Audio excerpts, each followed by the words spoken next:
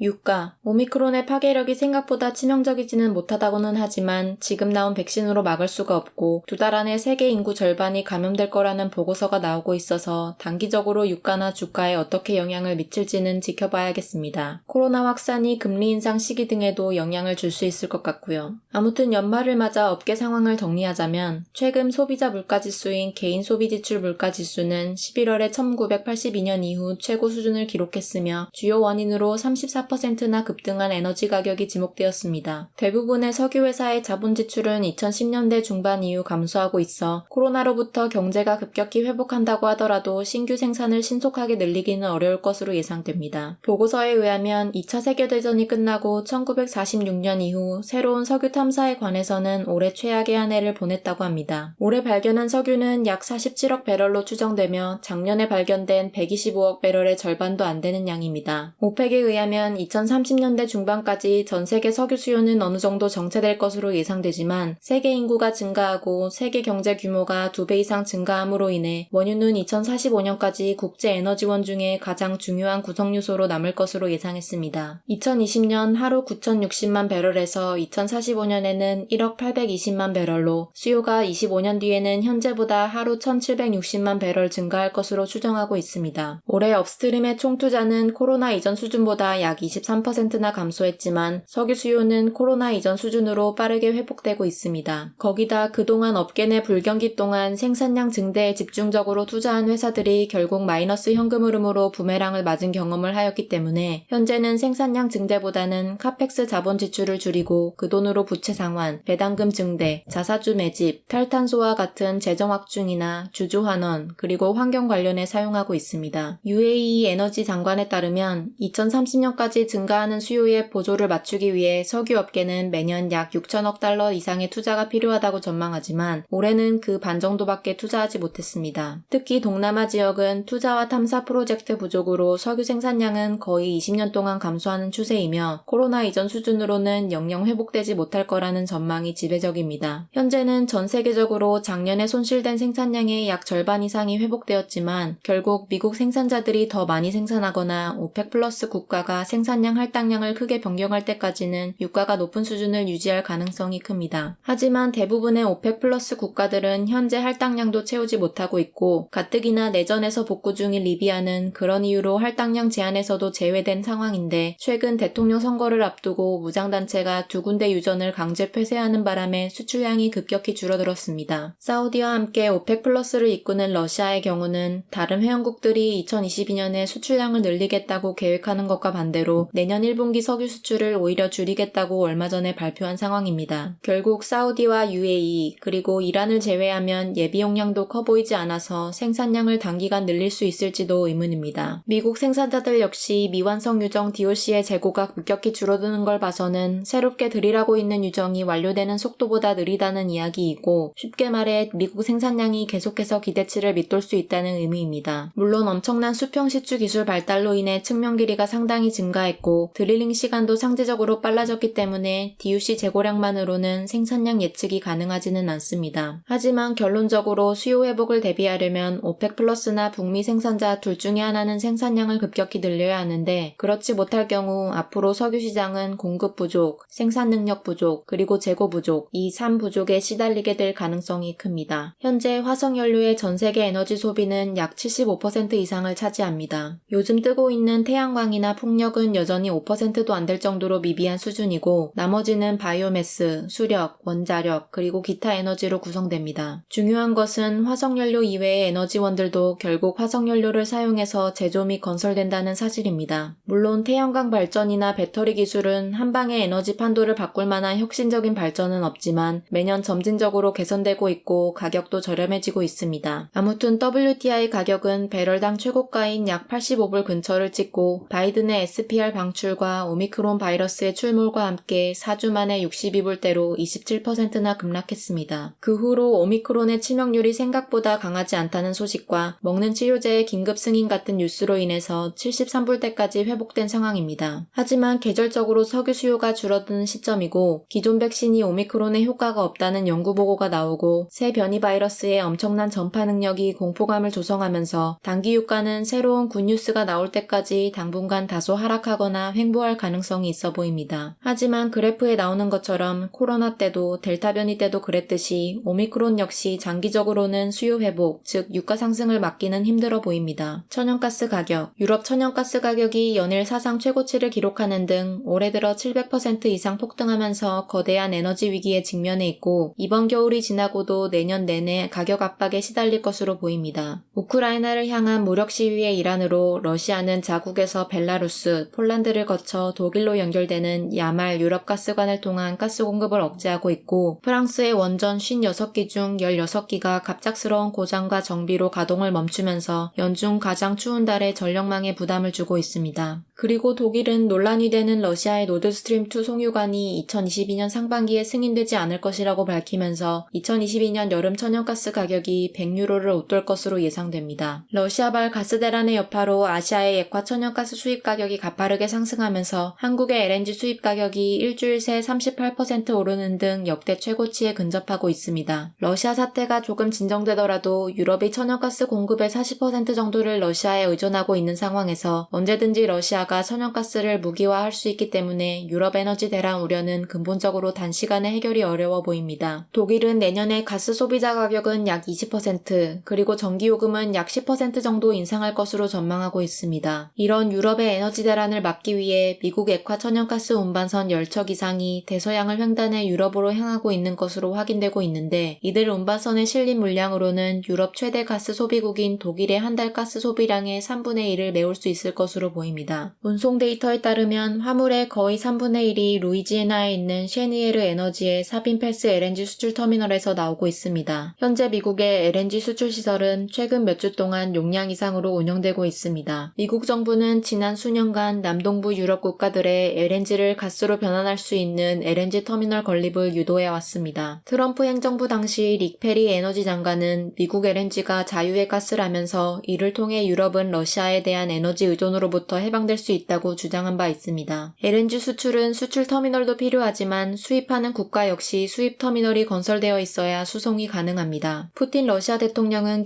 기자회견에서 유럽 내 가스 가격 폭등 사태와 관련해 러시아의 책임을 돌리는 것은 부당하다면서 유럽 가스 위기는 EU가 장기 계약이 아닌 시장 시스템으로 전환했기 때문에 생긴 것이라고 지적했습니다. 현재 미국 천연가스 가격은 하루하루 기상변화 예측에 따라 오르내리는 중입니다. 동부 해안과 남부 지역에 비정상적으로 온화한 겨울 예보로 급락했다가 또 다음날 서부와 동부 해안의 겨울 폭풍 덕분에 상승하기를 반복하고 있습니다. 이렇듯 미국 천연가스 가격은 계속해서 날씨 패턴 변경에 따라 움직일 것으로 보이고 LNG 수출 수요는 겨울과 내년 대부분 기간 기록적인 수준에 가깝게 유지될 것으로 예상되면서 유럽의 천연가스 가격 역시 영향을 줄 것으로 보입니다. 제 개인적으로 미국 천연가스 주식 중에 투자할 만한 종목은 최근 별다른 이유 없이 조정을 크게 받은 SBOW, 한동안 급상승하면서 거의 주당 15불을 찍고 최근 10불대로 많이 내려온 SD, 챕터 11에서 돌아온 후 이미지 쇄신이 필요한 GPOR, 섹터 내 에이스인 AR, 그리고 미국 최대 천연가스 생산자인 EQT 정도 추천하고 캐나다 천연가스는 올해 새롭게 상장한 SD나 생산량의 55% 정도가 천연가스면서 본인 소유의 천연가스 발전 시설도 보유해서 수입의 다각화를 꾀하는 JOI가 굉장히 저평가로 보입니다. 오케이, 거기까지.